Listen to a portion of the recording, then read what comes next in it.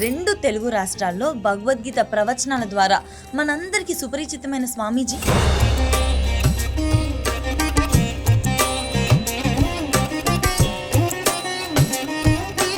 గత 35 సంవత్సరాలుగా ఆధ్యాత్మిక, ధార్మిక, సేవా రంగాలతో పాటు సామాజిక విషయాల పట్ల ఎంతో యాక్టివ్గా ఉండే గురువుగారు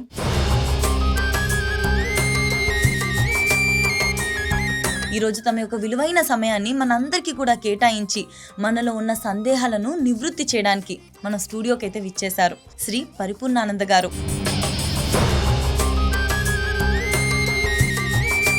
గురువు నాకు ఎప్పుడైతే పరిపూర్ణానంద అని పేరు పెట్టాడో ఆ రోజు నిర్ణయించుకున్నా, నా ఆనందానికి ప్రపంచంలో ఏదీ కాదు ఆధారం. మీరు ప్రవచనాలు చెప్పేటప్పుడు పురాణ కథలు, మహిమలు ఇవన్నీ కూడా చెప్తూ ఉంటారు కదా. ముఖ్యంగా మీరు ఇలాంటి ప్రవచనాలు చెప్తున్నప్పుడు దేన్ని ఎక్కువగా ఎంఫసైజ్ చేస్తూ ఉంటారు? నా ప్రవచనాల్లో ఆధ్యాత్మికత అంటే ఒక వ్యక్తి యొక్క అప్లిఫ్ట్మెంట్ ఎలాగా అనేది స్ట్రైట్ టు ద పాయింట్. ఈరోజు సమాజానికి ఏమిటి సొల్యూషన్ అనేటువంటిది నేను ఆలోచించాను. ఏన్షియంట్ ఋషుల యొక్క తపస్సులో నుంచి వచ్చింది.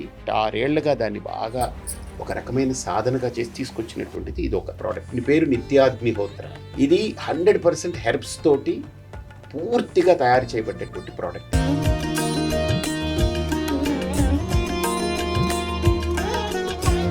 వచ్చే పండుగ మనకి దసరా కదా, అమ్మవారి నవరాత్రులు అయితే స్టార్ట్ అవుతున్నాయి.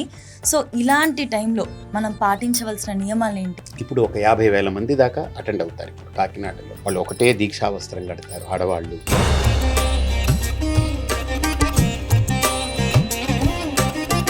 అందులో భర్త ఉన్నా భర్త లేకపోయినా ఇట్ డజంట్ మ్యాటర్. చాలామంది మీకు భర్తలు లేరు, మీరు పూజ చేయకూడదు. ఇట్స్ ఎ బుల్షిట్ వర్డ్ నా దృష్టి.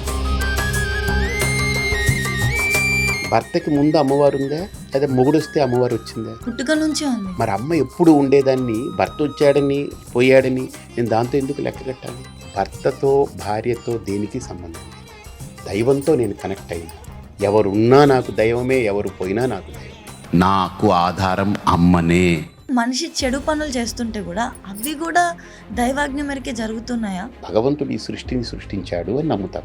అంటే మనం చేసే చండాల పనులన్నిటికీ శివుడాజ్ఞ అనుకుంటున్నాం. కాదు, మనం చేసే మంచైనా మనం చేసే చెడైనా ఏదైనా దానికి మనమే బాధ్యత. Don't throw blame on him. ఆయన పాపం, ఆయన చాలా గొప్పవాడు. ఆయన